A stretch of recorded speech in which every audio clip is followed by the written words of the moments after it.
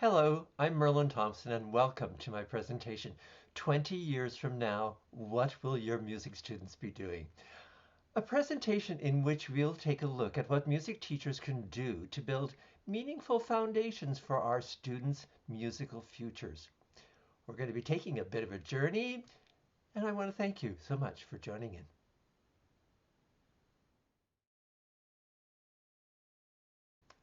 I'll get things started here with a photo from the 1990s. It's a picture of my former student Scott, sometime around the age of 5.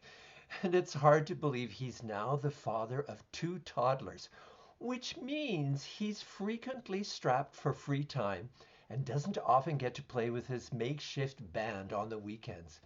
But he can grab his guitar here and there during the week and get some noodling done.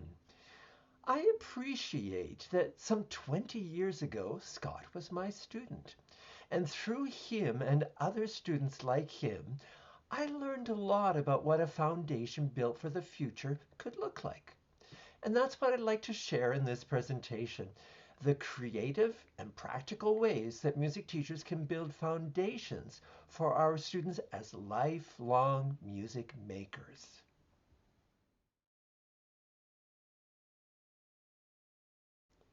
20 years from now, what musical activities will your current students participate in because they had music lessons with you this week?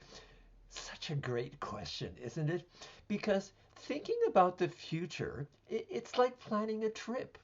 When you know where you're headed, it's easier to plan out what you might need to get going and keep things going once you're on your way, especially given that there's a lot going on right now. I know that in my own teaching, I can admit there are times that I'm so focused on helping students make progress or getting ready for the next concert or the next lesson or the next deadline that there's no way I have time to think 20 years into the future. But when I give this question some time, it's amazing what comes up. Maybe like my student Scott, they'll come home from work and chill out at the instrument, or be curious about figuring out pieces they've heard on YouTube. In the future, I imagine that students' experience of music making will span an entire spectrum. Some days, music making may be an escape or an energizer. Other days, a distraction, a quiet spot, a comforter. Making music can be the ideal way for getting away on their own. With music making, students can let off steam, chill out at the instrument, they might explore past musical masters, or connect with current music stars. I see students playing for informal gatherings like birthday parties or sing along get togethers. They enjoy music making with their own children or volunteer for casual music making presentations. Some students in the future may put together a band with their peers. They love the way music making involves coming together with others, a shared experience, a commonality. Whether it's today or 20 years from now, being able to sing or play a musical instrument reinforces our sense of self, our authenticity. Music making is like a thread of our DNA. And making music is something that gives us confirmation of who we are. Music can be a stabilizer that holds us in place, that provides security and safety when we need it. Music can also be a mobilizer for moving us through the highs and lows of our everyday lives. Making music is also a primary characteristic of how we live in communities. On a social level, making music brings people together within and beyond borders, transmitting culture and tradition from the past, defining and transforming society for the future. We use music making as the glue for social interaction, as the momentum for dancing, singing, celebrating, and moving with others. It's amazing to look into the future and imagine all the meaningful directions my students' music making might turn out. The possibilities are endless.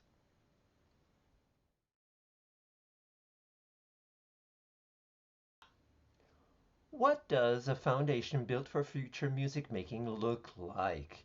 That's a question that puts us right in the present day, right here and now.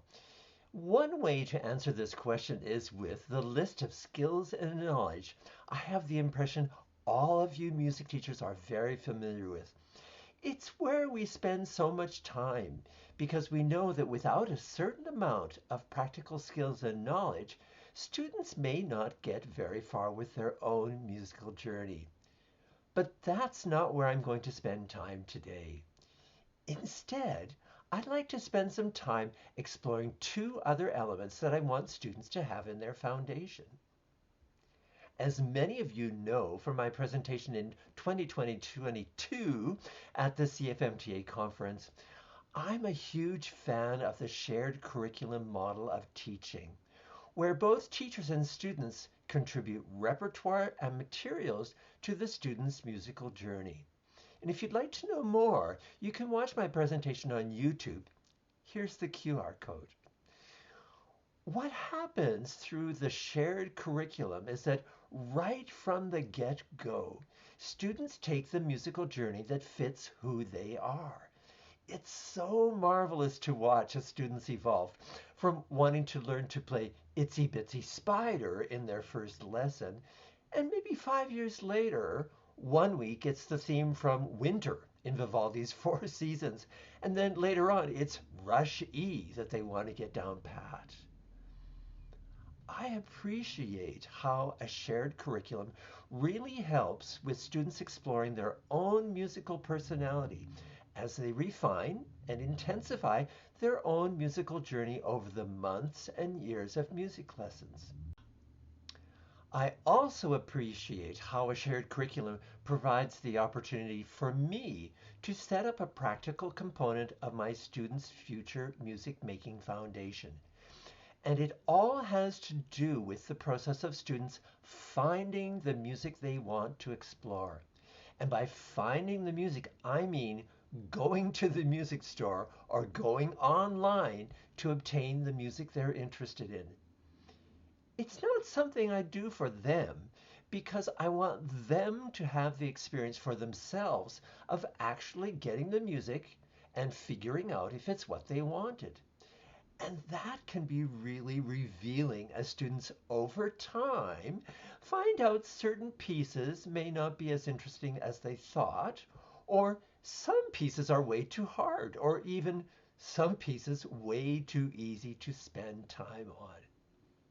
I'll give you the example of my student Lisa, a junior high student who wanted to prepare a Harry Potter music concert.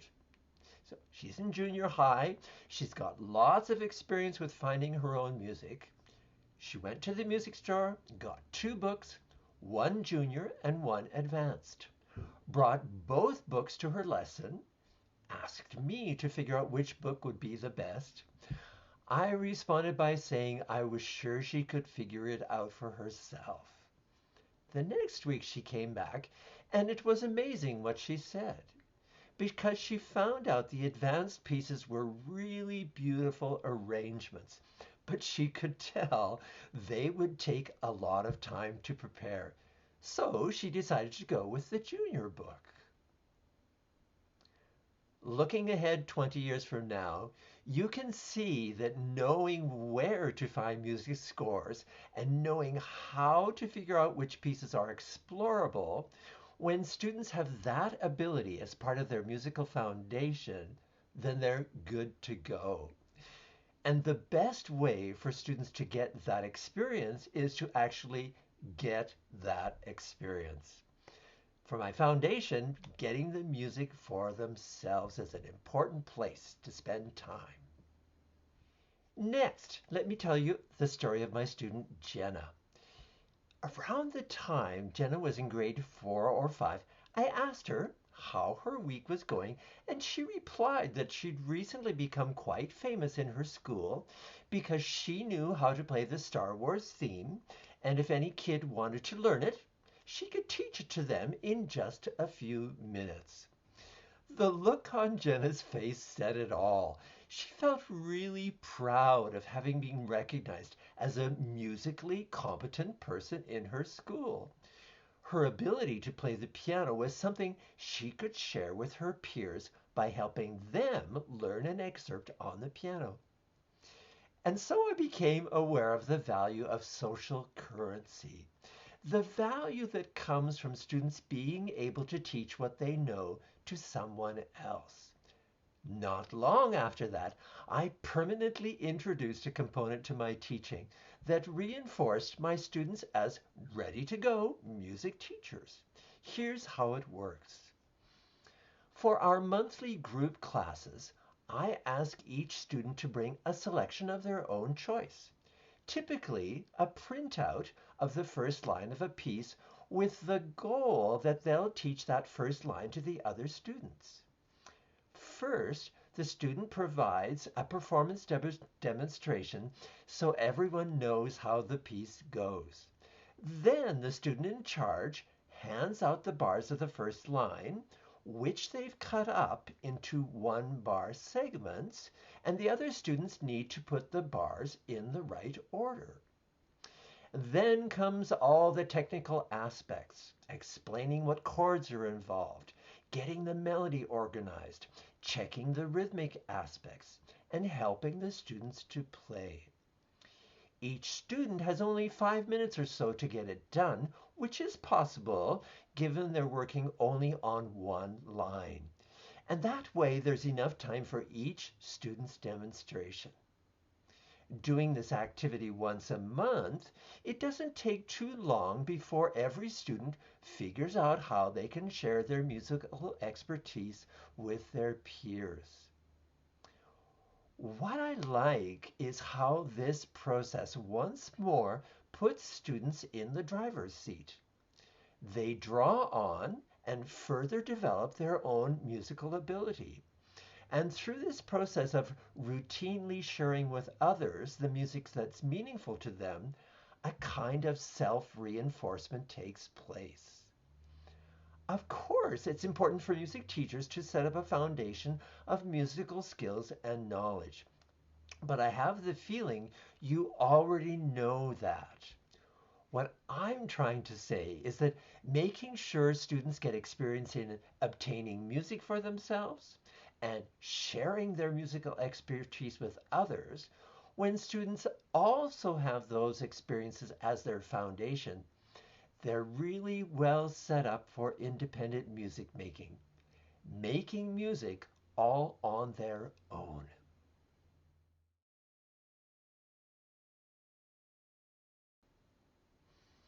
What can music teachers do to support and stimulate our students' personal journeys of lifelong music making?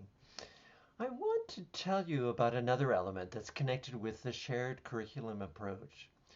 One of the ways I strengthen students' own personal relationship with music is through our annual Students' Own Choice concert. A concert that features only music students have chosen for themselves. And to be clear, an own choice concert isn't students choosing a sonatina from a list of sonatinas I've given them or anything else like that. Students' own choice is exactly that. It's something that comes from their own musical wish list. The Own Choice concert is a great opportunity for showcasing the diverse musical interests across my entire studio, and for students to hear selections from other students that other students are performing. And it's not unusual after the concert for students to tell me about a piece they want to learn that they heard someone else play. This year, I decided to make some changes to this concert by giving it the theme, My Favorite Chill Out Piece Concert. And you can see there's already something different going on. On the one hand, A student-owned choice concert emphasizes that students have their own musical interests to explore. On the other hand, a favorite chill out piece concert reinforces what students actually do with their own choices. One of the ways we use music is to chill out. At first, I couldn't help wondering, did students actually chill out with music?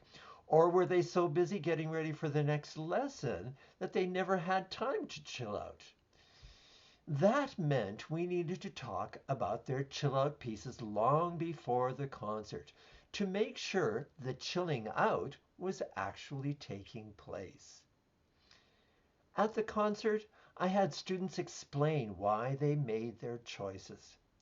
For some, their chill out piece was a piece they'd been playing for a year or more. For some beginners, it was a one-hand piece only 3 weeks old. For others, it was the hardest piece they could play. For still others, the easiest. And hearing their explanations, it was a good reminder for me that chill out pieces come in all sizes and shapes. And what's a chill out piece today may not be a chill out piece tomorrow. What I appreciate about including chill out pieces in my students' weekly lessons is how this aspect influences the conversations I have with my students. I found out their chill out pieces may vary from day to day, and the reasons for spending time with their chill out pieces may also vary. One day it's playing for fun. Another day, it's to get away from homework. Another day, it's a breath of fresh air. In this way, I feel like what I'm doing with my students is setting them up for a lifetime of connecting with music in their own ways. Not just during the months and years of music lessons, but something that will continue long past their last formal lesson with me. Why is all this so important to me? Because I'm concerned about an issue that has shadowed music teachers for decades. Namely, that the majority of music students who take music lessons during childhood never participate in music making activities as adults. Not just a few students here and there, but the vast majority of students. Every year across Canada, thousands of music students take music lessons during their childhood. They put in immense amounts of time and effort. And yet, when these same students reach adulthood, or even sooner than that, an overwhelming majority of those students completely abandon their music making activities. They never participate again in music making. Until recently, I estimated a student drop-off rate of about 80%. That is until I interviewed the director of a music conservatory, who informed me that my numbers were much too generous. The drop-off rate is 95%. Only 5% of students who take music lessons during childhood continue with music making activities as adults. Why does this happen? We might say it's because students just aren't committed enough, or that parents don't take music studies seriously. We could put the blame on students and parents, or we might acknowledge that certain things are missing from our current music teaching framework. My impression is that a 95% dropout rate is a signal that we might want to work more purposefully on what we include in our students' musical foundations. 20 years from now, what musical activities will your current students participate in because they had music lessons with you this week? I like the way this question acts as a reminder that as music teachers, we influence students' musical future by what we do today. We can set up the foundations for our students as lifelong music makers, not just something that students take on as a childhood activity. And to be specific, I'm not talking about music makers as professional musicians. I'm talking about the recreational music maker who's interested in music making for the joy it brings them, or the relational music maker who appreciates the unique way music making connects family and friends. I've also got the community music maker for whom music making provides soulful connections on a larger social scale. Finally, the amateur music maker. Amateur, such a marvelous word that comes from French and Latin roots, which means one who loves. An amateur music maker is someone who makes music because they love it. In a nutshell, they love it. They're not interested in pursuing a professional career. As music teachers, we can help students experience what music means in all its forms and variations. And to be sure, that entails a lot. We might start with music as art form and expression, and then there's all the ways we meaningfully connect with music making. My students refer to music making as their friend and companion. It anchors who they are and gives them energy. It gets them moving. And then there are all the ceremonies and rituals that involve music making. There's tradition and building communities. The point I want to make is that music lessons serve many purposes. Music teachers pass on skills and knowledge, and we also make assessments of students' developmental progress. And today, in this presentation, I think you also get what I'm saying. That aspects like, number one, making sure students have the experience with obtaining their own music is important. Number two, reinforcing students' ability to share their musical knowledge, especially with their own peers, that's important too. And number three, having the chill out experience with music. These are practical and creative themes that most assuredly strengthen our students' musical journeys. They're like solid bricks in our students' musical foundations. When we help students acquire these habits during their time with us, when we return again and again to these activities in the months and years of lessons, we empower our students to set up their own routines and habits that support lifelong music making.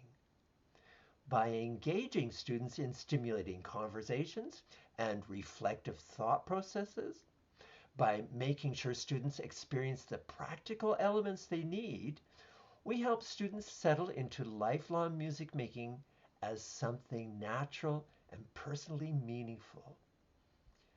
We do all this because we know that music lessons provide fuel for students to fulfill their own musical dreams, their own musical futures.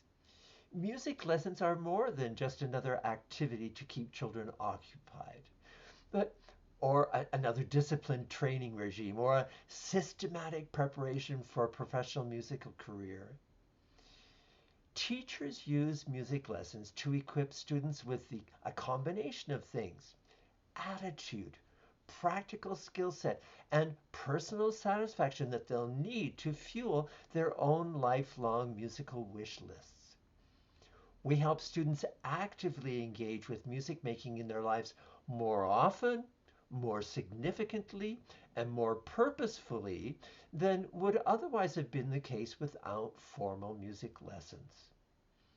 And we do all this because we know that when we empower students as lifelong music makers, we make investments in personal well-being and community foundations. We invest in our shared humanity. Obviously, there's a lot going on. Before I wrap things up here, I want to share some resources with you. First of all, my book, More Than Music Lessons, in which you'll find a ton of resources to enhance and expand your music teaching. Next, I want to introduce you to Teach Music 21C. It's a professional development platform for music teachers where we prioritize the whole process of empowering our students as lifelong music makers, and where you can find 21st century tools and strategies for teaching. There are numerous ways to access our materials. Please follow us on Instagram. We've got podcasts on YouTube and Spotify, and I'll encourage you to sign up for our free weekly newsletter. My hope is that we'll seize this moment in 2024 as an opportunity to set up students with meaningful musical foundations. That we'll be the music teachers who recognize that it's important to consider what students will do in the future as a result of what we've done today. I'm hoping we'll be the music teachers that turn around the issue associated with music lessons, where 95% of students continue to make music throughout their entire lives. Can you imagine how wonderful that would be? From where I'm standing, it's obvious we've got some work to do. And also from where I'm standing, it's obvious music teachers have the creativity, imagination, and dedication to get the work done. So let's make it happen. Let's set up musical foundations that make lifelong music making a reality. Because when it comes to investing in people, in communities, in cultures, I think there's something we can all agree upon, that there is nothing else that can accomplish what lifelong music making does for all of us. Thank you so very much.